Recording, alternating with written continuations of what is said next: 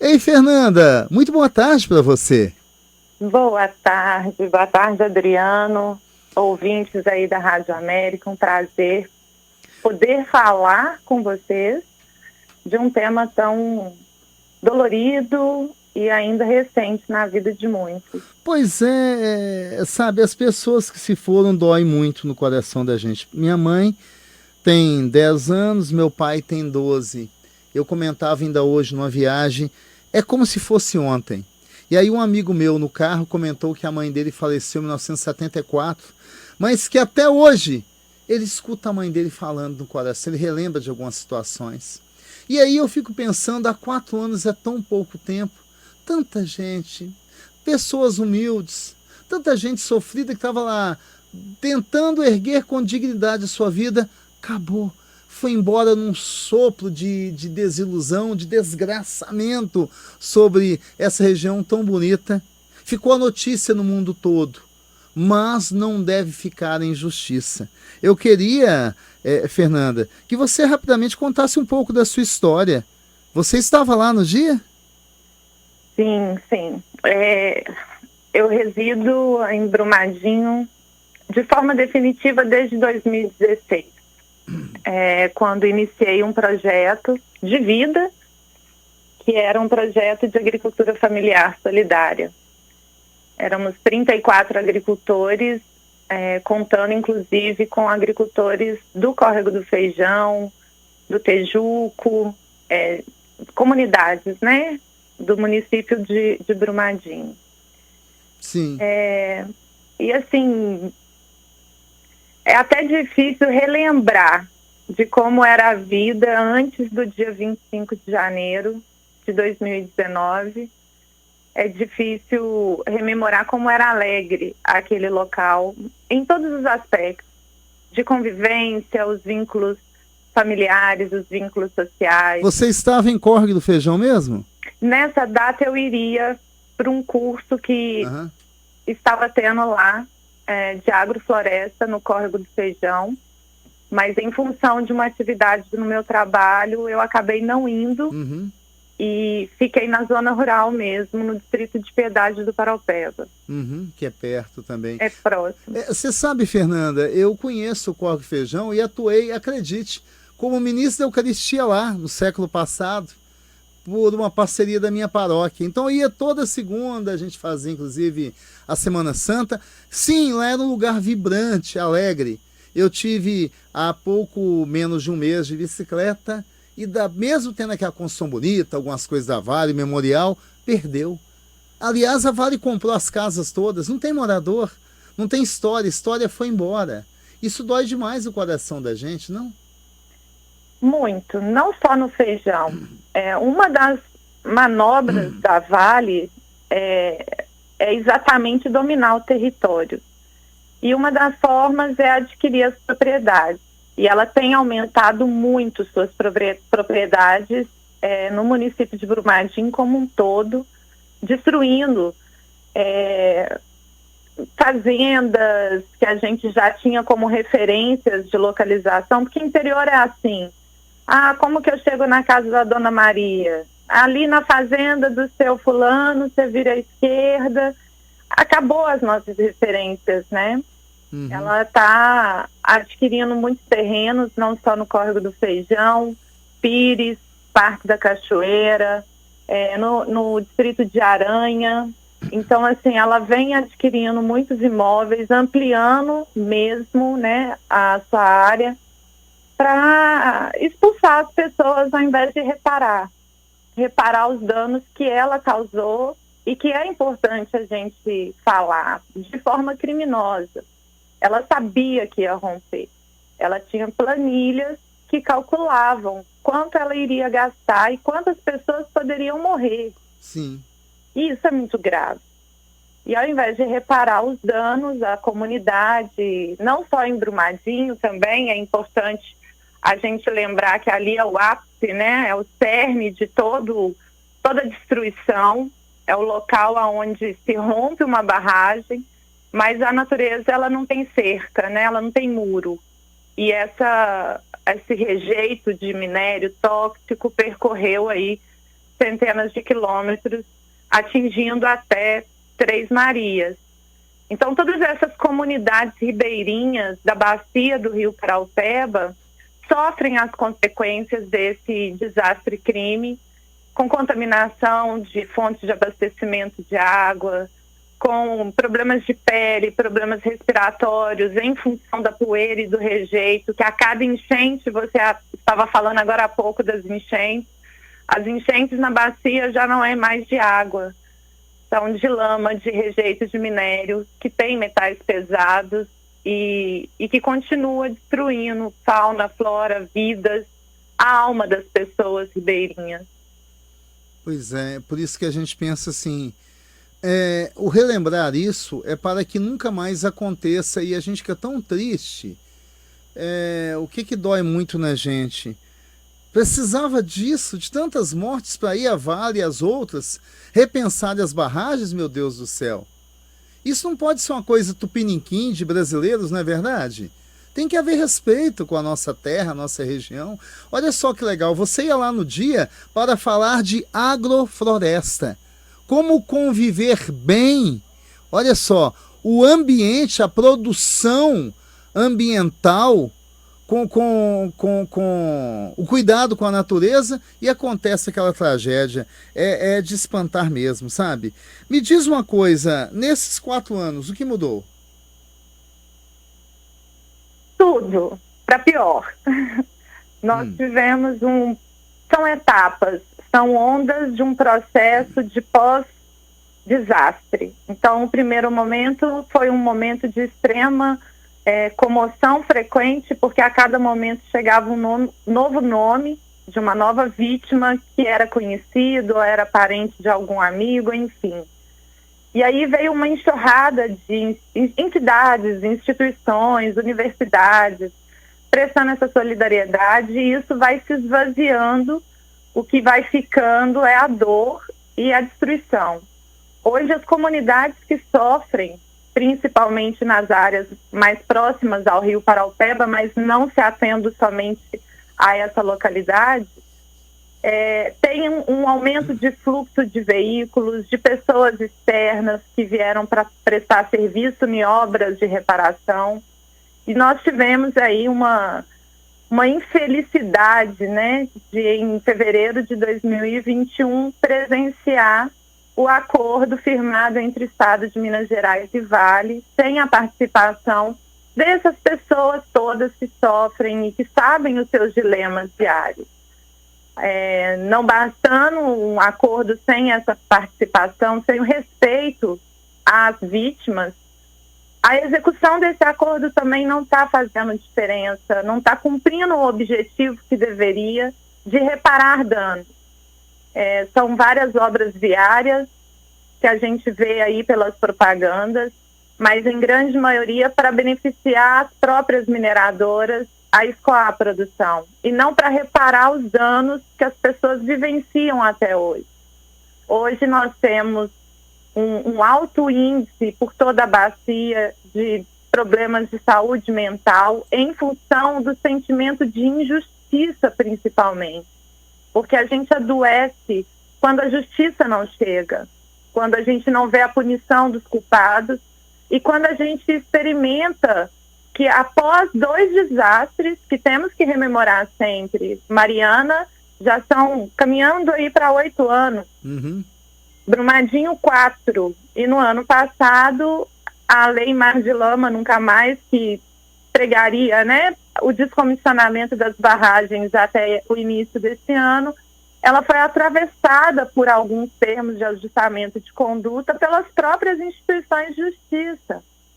Então a gente fica há 4 anos como atingidos, tentando entender aonde está essa tal de justiça, como ela é, como eu posso retomar as minhas atividades, a minha vida, se eu não tenho a justiça sendo feita da forma com que me atenda e não simplesmente atenda interesses governamentais, interesses públicos, no sentido de execução de reparação.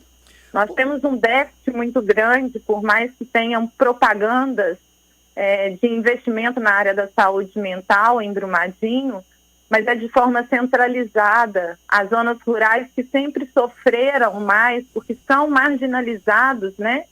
Já são vulneráveis por sua essência de existência, permanece à margem das ações que são propostas por políticas públicas vindas do acordo do Estado com a Vale. Então não tem psicólogo, não tem psiquiatra.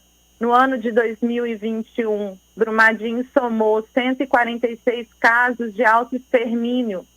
Então eu acho que esses números, eles já refletem que não está nada bem. Ter 146 casos de autoextermínio é algo que deveria estar sendo investigado com um olhar de emergência de saúde pública, de investimentos do Estado, que também tem essa obrigação de suprir a necessidade da saúde. E nós não estamos vendo nada. A gente está vivenciando momentos ainda, é uma experimentação de tortura coletiva.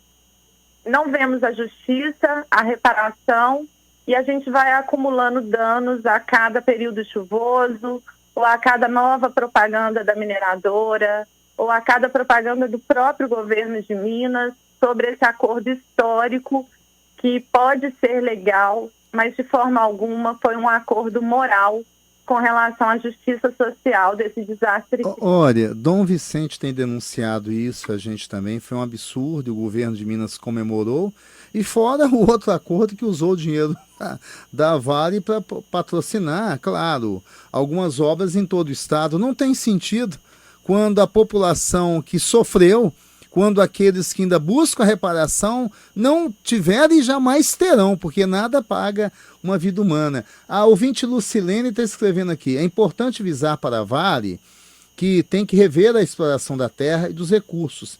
Ninguém precisa de memorial, como ela vem tecendo. É preciso valorizar a vida. A ganância da Vale está desvalorizando a vida. E a ouvinte Cecília fala: Adriano, eu fui lá há poucos dias num casamento da minha irmã, que eu tenho de criação. Fiquei arrasado em ver como está Brumadinho. Sou da Toca de Cima, fui criada na beiradinha daquela cachoeira ali. A Adriana Toca de Cima. É triste ver como está aquela situação. Obrigado, viu, Cecília? Então, só para você entender, não são somente vocês que moram, que trabalham. A gente entende que está toda uma gama de população triste, sofridos com o que aconteceu. E dia 25 nós vamos ter algumas atividades. Você pode narrar para a gente? Então, no dia 25, com apoio, né, de Dom Vicente aqui, eu mais uma vez publicamente expresso minha solidariedade aos ataques recentes que ele vem sofrendo, inclusive, na defesa das pessoas atingidas, né? E nós temos aí a 4ª Romaria, com alguns eventos, alguns encontros. A Avabrum, a Associação dos Familiares de Vítimas Fatais, também tem alguns dias aí de atividades, algumas carreatas, e a oração que todo dia 25 ocorre no letreiro da cidade de Brumadinho, em memória das 272 e das 3 ainda não encontradas. Eu acho que esse sofrimento e essa realidade, Adriano, precisa ser mais dita para que as pessoas, a sociedade mineira, se sinta incomodada com o que nós vivenciamos nas regiões afetadas. A lutar contra o poder desse sistema todo da mineração, de oportunidade de verbalizar a verdade, a realidade dessas pessoas é muito pouco perante o poder de aquisição de propagandas em horário nobre por parte da mineradora Vale. É importante que a gente traga luz ao que está acontecendo a essas centenas de pessoas atingidas por toda a bacia do Paraupeba, para que incomode as pessoas de aceitar esse tipo de governo que pega de um desastre sem tamanho e ainda em andamento para conquistar aí obras em todo o Estado, não que não mereça, mas são obrigações do Estado. Uma coisa é a obrigação do Estado com relação a infraestruturas do próprio Estado. Outra se beneficiar através de um acordo por um crime que continua em andamento para conquistar essas obras viárias como rodominério, que chamam rodoanel e outras. Né? Eu acho que a sociedade mineira ela precisa entender que o crime não acaba com acordo e não se retrata através das propagandas veiculadas nas grandes mídias. As pessoas continuam morrendo, sofrendo, e a gente precisa trazer luz a isso. Essas pessoas precisam ser vistas novamente no meio da grande mídia mesmo. Eu acho que o único poder que nós temos como pessoas atingidas é falar do nosso sofrimento a cada oportunidade e mostrar que a verdade não é o que aparece na tela da televisão. É o que a gente vive diariamente com a contaminação, com o descaso, a negligência e a permanência da injustiça. E é preciso cutucar um pouco o poder judiciário mineiro.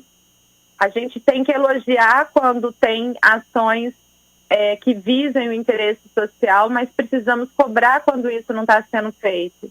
E a execução do acordo não está visando o interesse dos sujeitos, né, de direitos de reparação por esse desastre-crime. A gente precisa rever muitos valores do que é justo, do que é célere, porque já são quase 2 anos do acordo e não teve mudança na vida de nenhuma pessoa atingida. Os ribeirinhos continuam recebendo rejeito de lama a cada período chuvoso, continua sem atendimento médico especializado para as doenças que estão surgindo e continua sem reparação, sem justiça.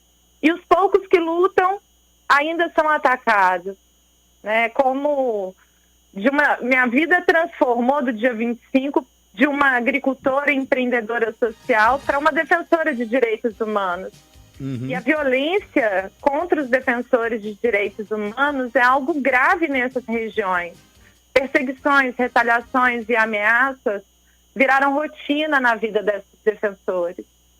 E precisamos ter mais pessoas engajadas e encorajadas a continuar lutando, porque a justiça ela tem que surgir a partir do que foi posto até hoje pelo Estado, pelo Poder Judiciário e pela própria mineradora. É isso mesmo. Fernanda, se alguém quiser dialogar com você, participar mais de perto do seu coletivo, tem algum telefone ou página Instagram, Facebook, que possa fazer contato com você? Temos sim. Nós temos uma rede de articulação de pessoas atingidas na bacia do Paraupeba, que conta com atingidos das 5 regiões afetadas, que é o Paraupeba Participa. Pelo Instagram, Facebook, tem nossos dados, nossas denúncias, mostramos as realidades. Estamos em campanha, esse mês de janeiro, que completa 4 anos. A gente tem demonstrado através de materiais e denúncias de pessoas atingidas os 4 anos do desastre-crime entre o dito e o feito. Então, a gente mostra a realidade que é dita pelo Estado e pela Vale sobre o acordo e sobre os processos de reparação, com a realidade das pessoas que sofrem diariamente as consequências desse rompimento, desse desastre-crime. É só seguir lá, @Paraupeba Participa, que vai encontrar essa rede de articulação de pessoas atingidas e que trabalham de forma voluntária. São centenas de atingidos por toda a bacia que se uniram para buscar justiça. E a gente faz as denúncias necessárias e busca, obviamente, a defesa da vida. Tivemos aí, no ano passado, a Carta Manifesto pela Vida.